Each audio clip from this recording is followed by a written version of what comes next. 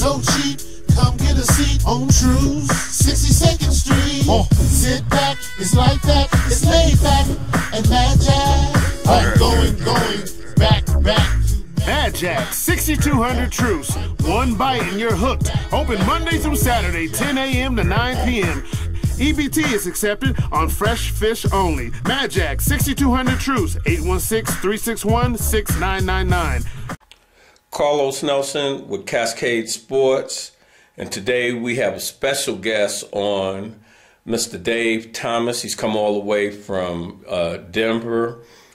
He's going to talk about Warren Jabali, one of our greatest athletes to come out of the Kansas City metro area, and we're honoring him as we have the Black History Sports Series, and he will be our black athlete for February 17th.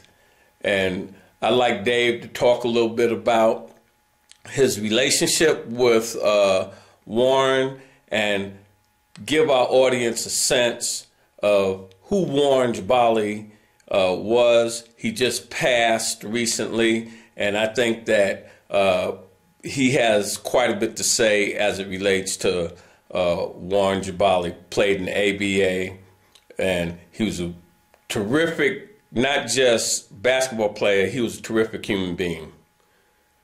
Dave? Well, I first saw Warren Armstrong in 1963. I saw him play at the Field House. I didn't know anything about him, but I knew when I saw him that I had never seen anything like him. He was given enormous gifts. There wasn't anything on the basketball court he couldn't do. He was 6'2", 220 pounds, and he could pass, dribble, shoot. He had explosive jumping ability. But above all, I think I rank his court awareness and his creativity. He was a really remarkable player, and you learned something every time you watched him play. I was lucky enough to live in Denver when he played for the Denver Rockets, and so I went to every game. And I saw him do there what I felt he did in high school, which is to say, direct the game through him. It came through him, I think. I want to interrupt you, but for our younger audience, tell them who the Denver Rockets were. Well, the Denver Rockets were one of the teams in the American Basketball Association. And the American Basketball Association emerged as an alternative to the National Basketball Association. It was filled with college players. Increasingly, college players considered that as much an option as the NBA. Can you give our audience a little bit of history about the type of athletes that played in American Basketball Association, ABA acronym, some of the type of people that migrated to the NBA? Well, you can't talk about Warren Jabali or the ABA without talking about the time. And it was a remarkable time. People were becoming conscious of disparities and inequities that had existed for a long, long time, but suddenly there was no longer a willingness to settle or hold things in place. Things were coming apart and people were looking for new forms. And the ABA was one of those new forms. It was a high-flying, free-wheeling league. Julius Erving, Dr. J, went to the ABA. Rick Barry was one of the first well-known players in the ABA. George Iceman Gervin, Artis Gilmore. But always, I want to say, Warren Armstrong Jabali. Now, Al Smith, a veteran of the ABA, who has assist records himself, said that the 5 greatest players he played against in the ABA were Julius Erving, George McGinnis, Artis Gilmore, George the Iceman Gervin, and Warren Jabali. It's a remarkable comment, but it is the truth. And this is even after Jabali had injuries to his lower back and knee. Still, he exerted an incredible influence on the game. He was a force on the court. Might I say, you just named a bunch of Hall of Famers. Yes. And part of the tragedy of that time, and all time that preceded, and this time too, is that not all genius ever broke the surface.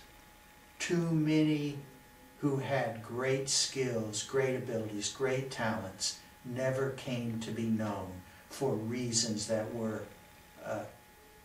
insufficient. Warren was the greatest basketball player to come from this community in my judgment. He was a genius, and I am not the first to say it.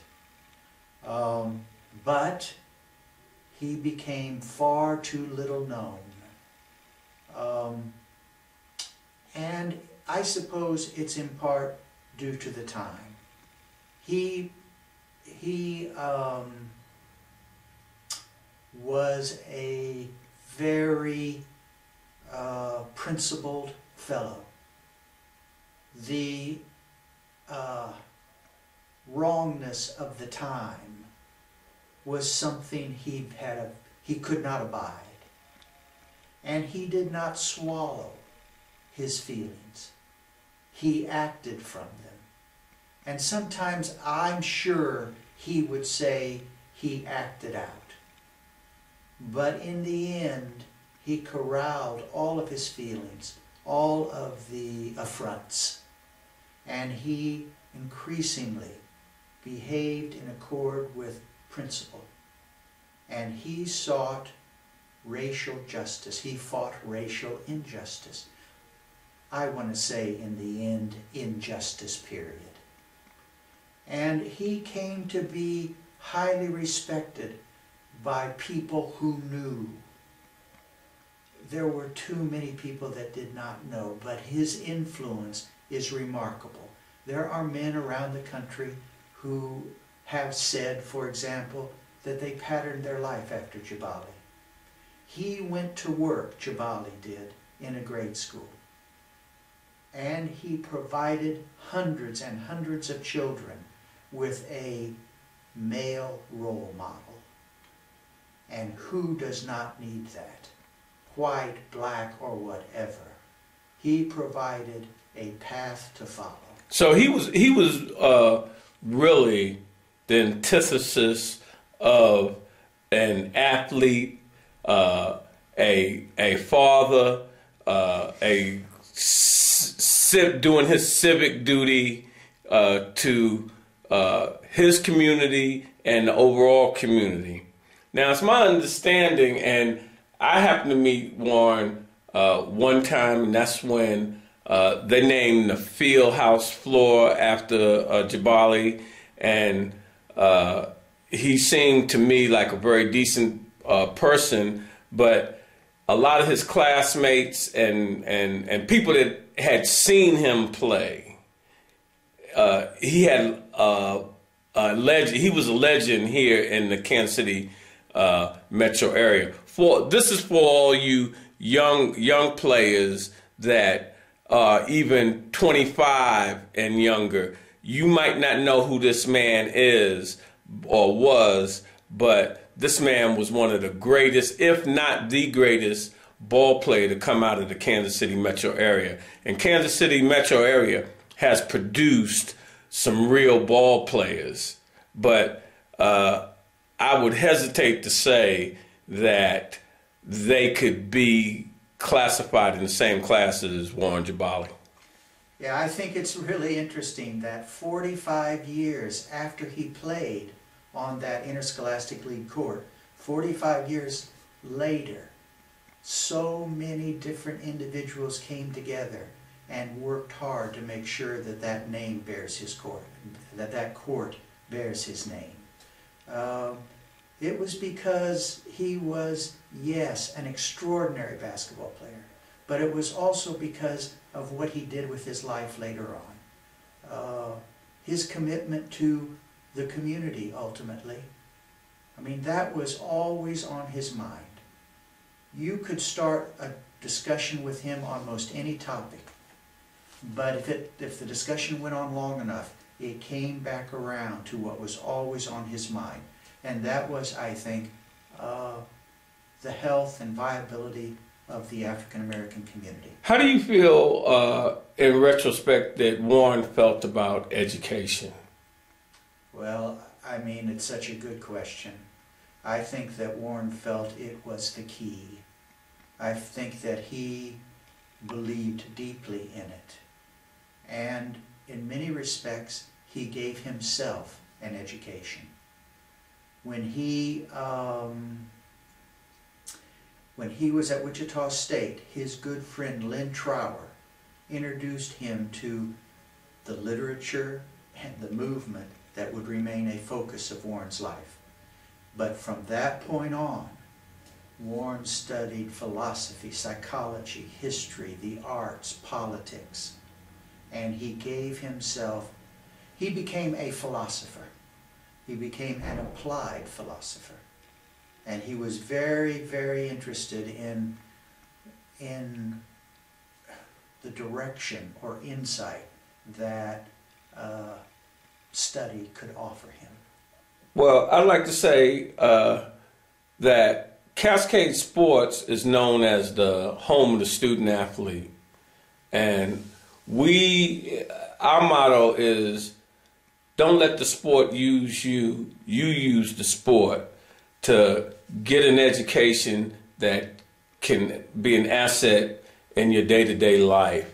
Another question I'd like to put to you, how much do you know about his stay at Wichita State, the Shockers? Well, I know more about the basketball side than I do the personal experience. Well, that's what I'm saying.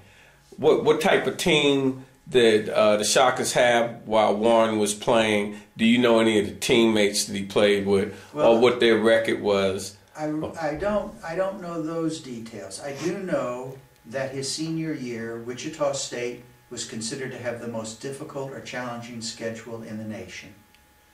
It's also the case that when he was elected into the Wichita State Hall of Fame, that he held, even then, that many years later, assist records for a game, a season, and a career. He was at that time fourth all time on the scoring list, and he had rebound records. They say he could jump out the gym.